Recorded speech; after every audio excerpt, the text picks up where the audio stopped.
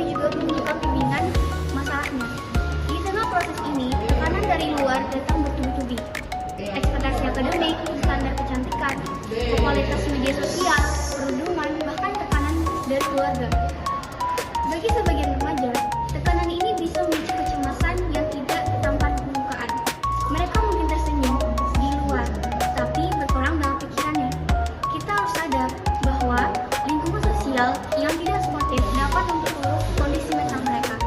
Maka penting untuk menciptakan budaya yang tidak menghakimi, membuka ruang diskusi, dan membangun empati, baik di rumah, sekolah, maupun komunitas.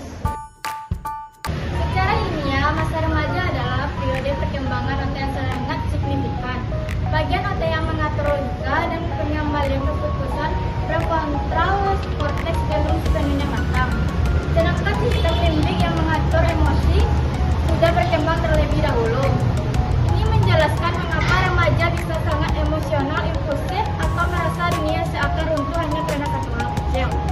Mereka juga mulai memikirkan hal-hal eksistensial, siapa saya, apa yang saya inginkan dalam hidup. Di tengah proses pencarian jati diri ini, mereka sangat rentan terhadap gangguan mental seperti depresi, kecemasan, eating disorder, hingga self-harm. Sayangnya, stigma masih begitu kuat.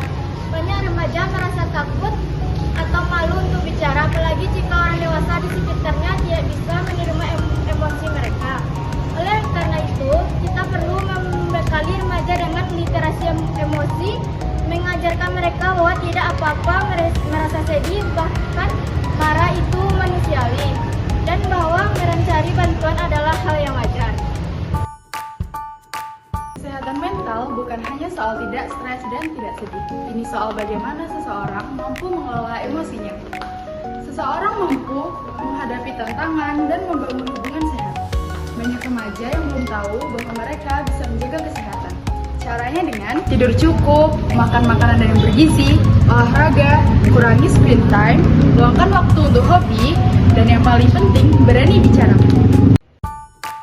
Jadi orang tua dan pendidik, kita seringkali terlalu sibuk menuntut belajar yang rajin, jangan main HP, terus jangan malas, tapi seberapa sering kita bertanya, apa kabarmu hari ini, atau apa yang sedang kamu rasakan. Keluarga seharusnya menjadi tempat pertama yang aman untuk pulang, tempat di mana anak bisa menangis tanpa ditertawakan. Guru bisa berperan sebagai pengamat awal saat ada siswa yang tiba-tiba diam, menjauh, atau emosinya naik turun. Kesehatan mental remaja adalah tanggung jawab bersama keluarga, sekolah, masyarakat, dan tentu saja kita harus bergerak bersama karena masa depan mereka adalah tanggung jawab kita semua. Remaja bukan hanya sekedar sebagai penerus, ia juga sedang memahami kehidupan. Kita semua harus hadir bukan hanya karena fisik, tapi juga emosional. Kesehatan mental bukanlah hal yang tabu. Ini adalah kebutuhan dasar